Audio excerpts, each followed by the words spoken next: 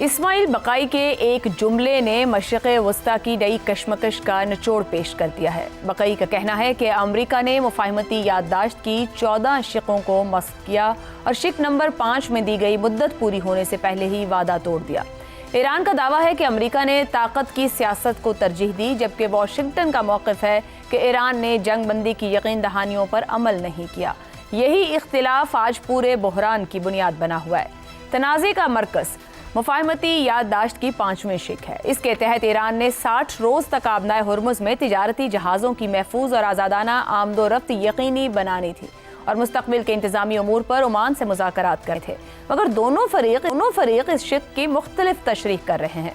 امریکہ اسے عالمی تجارت کے لیے مکمل آزادی کی ضمانت سمجھتا ہے، جبکہ ایران کا موقف ہے کہ آبنائے ہرمز پر اس کے اسٹریٹجک کردار کو ختم نہیں کیا جا سکتا۔ امریکی سینٹ کام نے ایرانی ساحلی ریڈار، فضائی دفاع اور میزائل اور ڈرون صلاحیتوں سے متعلق متعدد اہداف پر حملوں کا دعویٰ کیا ہے، جبکہ ادھر ایران نے کویت، بحرین، اردن، قطر اور دیگر مقامات پر امریکی اڈوں کو نشانہ بنانے کا اعلان کیا۔ نتیجہ یہ نکلا کہ آبنائے ہرمز سے جہازوں کی آمد و رفت شدید متاثر ہوئی۔ سینکڑوں آئل ٹینکرز انتظار میں کھڑے ہیں۔ عالمی منڈی میں تیل کی قیمتیں دوبارہ بڑھنے لگی ہیں۔ اسی بحران کے بیچ عمان نے ایک نئی تجویز پیش کی ہے۔ اس کے مطابق آبنائے ہرمز میں 2 الگ بحری راہداریاں قائم ہوں۔ جنوبی راہداری عمان کو سمندری حدود سے گزرے جہاں مکمل آزادانہ آمد و رفت ہو، جبکہ شمالی راہداری ایران کی حدود میں رہے اور وہاں سے گزرنے والے جہاز تہران سے پیشگی اجازت حاصل کریں۔ بظاہر یہ ایک مصالحتی فارمولہ ہے، مگر ایران کے بعض حلقے اسے امریکہ کی بالواسطہ خواہش قرار دے رہے ہیں، جس کا مقصد آبنائے ہرمز پر ایران کی اسٹریٹجک برتری کو کم کرنا ہے۔ دوسری طرف پاسداران انقلاب یہ سمجھتے ہیں کہ آبنائے ہرمز ایران کا سب سے مؤثر تزویراتی اثاثہ ہے۔ یہی وجہ ہے کہ ایران اس کارڈ کو آسانی سے چھوڑنے پر آمادہ دکھائی نہیں دیتا۔ تاہم سوال یہ ہے کہ کیا یہ حکمت عملی سیاست ہے یا ضرورت سے زیادہ نظریاتی سوچ؟ حالیہ بحران میں ایران کو وہ وسیع بین الاقوامی ہمدردی حاصل نہیں ہے جو کھلی جنگ کے دوران دکھائی دے رہی تھی۔ اب زیادہ تر عالمی طاقتیں کشیدگی کم کرنے، توانائی کی سپلائی بحال رکھنے اور مذاکرات کی واپسی پر زور دے رہی ہیں۔ آخرکار پائیدار حل اسی وقت ممکن ہوگا جب دونوں فریق لچک دکھائیں۔ امریکہ کو معاہدوں پر اعتماد بحال کرنا ہوگا اور ایران کو عالمی بحری تجارت کے عملی اقدامات کرنا ہوں گے جو اس کے تحفظات اور دنیا کی اقتصادی ضروریات دونوں میں ہی توازن پیدا کر سکے۔ یہی راستہ مشرق وسطی کو ایک نئے بحران سے بچا سکتا ہے۔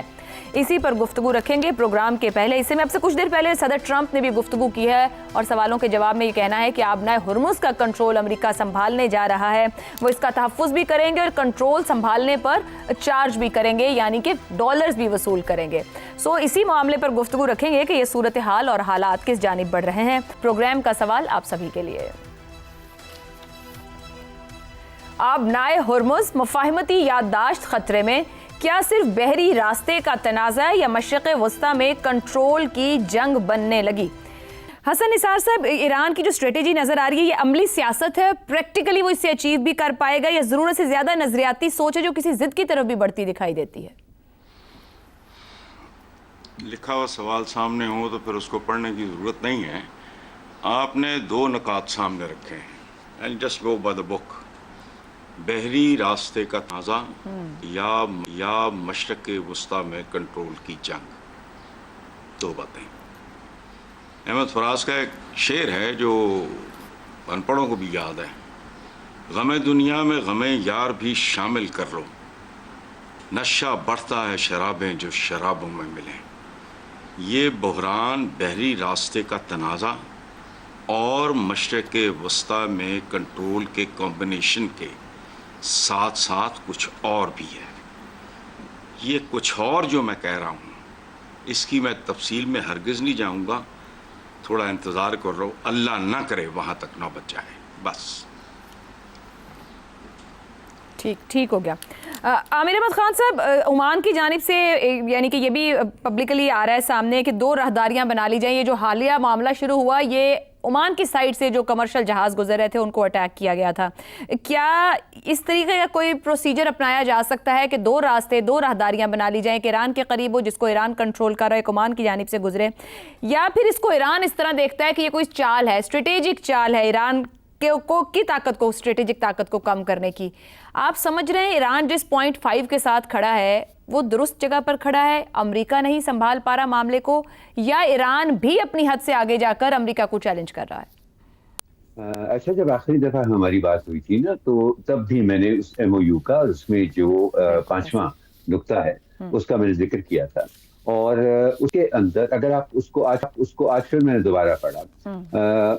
तो एक चीज जो कि बड़ी वाज़ेह है, जो अगर आप वो किसी वकील के सामने भी रखेंगे, किसी इंटरनेशनल लॉ के स्टूडेंट के सामने भी रखेंगे, तो ये है कि उसमें एक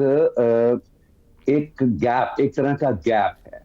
क्योंकि जब वो ये कहता है कि 60 दिनों के अंदर अंदर, 30 दिनों के अंदर ट्रैफिक बहाल होगी और 60 दिनों के अंदर अंदर ईरान और ओमान दोनों एक डायलॉग के जरिए हतमी लाया तय करेंगे कि स्ट्रेट ऑफ हॉर्मज को कैसे इस्तेमाल होना है।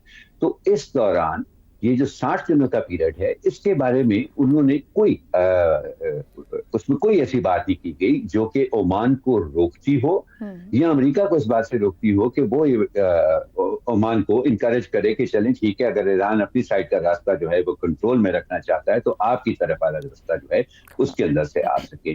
तो एक तो ये एक बड़ा वाज़ेह गैप है, जो कि बड़ी देर से होने वाले मायदे निगोशिएट होते हैं, जो बड़ी देर लगती है, बड़ी मेहनत उनके ऊपर लगती है, अक्सर उनमें भी रह जाते हैं। फाइनली जब आप उसको ब्लैक एंड व्हाइट में लिखना चाहते हो, तो उसके अंदर भी गैप रह जाता है। और ये गैप जो है अब इतना अहम क्यों हो गया है? क्योंकि इस वक्त जंग की शिद्दत जो है, अगर आप उसको देखें, तो मेरा ख्याल है उतनी है जितनी इस मुआहदे से पहले किसी भी स्टेज के ऊपर, जब बाकायदा जंग जारी थी, अभी अमन मुआहदा नहीं हुआ था, उस वक्त भी उतनी शिद्दत है। तो हम वापस उस शिद्दत की तरफ क्यों लौट गए हैं? क्या ये गैप वाकई इतना खतरनाक था कि उसने इसको मुमकिन बना दिया? तो उसकी बड़ी सीधी सी वजह है ऐसा कि बदगुमानी जो है वो दो अफराद के बीच में हो, दो इदारों के बीच में हो, या दो ममालिक से, वो किसी एमओयू से नहीं जाती। दुरुस्त। बदगुमानी को सिर्फ एक ही चीज मिटा सकती है, और वो नियत, और एक मखसूस वक्त के ऊपर उस नियत का इजहार, जो कि हमें दोनों अतराफ से नजर नहीं आ रहा।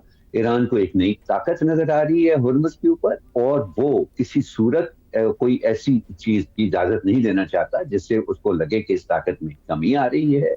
और अमेरिका अभी तक जो प्रेसिडेंट ट्रंप हैं, उनकी नारेबाजी से पेंटागन परेशान था, और वो अपनी जंगी हिकमत अमली बनाने में शायद उसको कोई मुश्किलात भी पड़ रही हो, लेकिन अब जबकि निस्बतन, बिल्कुल मुकम्मल तौर पे नहीं, लेकिन निस्बतन खामोश हो गए हैं प्रेसिडेंट ट्रंप, तो अब ये मामला पेंटागन के हाथ में चला गया है, जो कि जाहिर है कि अपनी स्ट्रेटेजिक पोजीशन वहां पर मजबूत करेगा। बुनियादी मसला, मैं फिर से वही कहता हूँ कि बदगुमानी है। अब जो इसके आगे से खतरात हैं आयशा, दुनिया के लिए, मगर इस बदगुमानी से आमिर साहब कैसे निकलेंगे? यहाँ और भी लोगों के, यानी कि और भी ममालिक के वेस्टेड इंटरेस्ट हैं, और ये दोनों ममालिक भी उससे मुतासिर हो रहे होंगे अपनी डिसीजन मेकिंग के अंदर।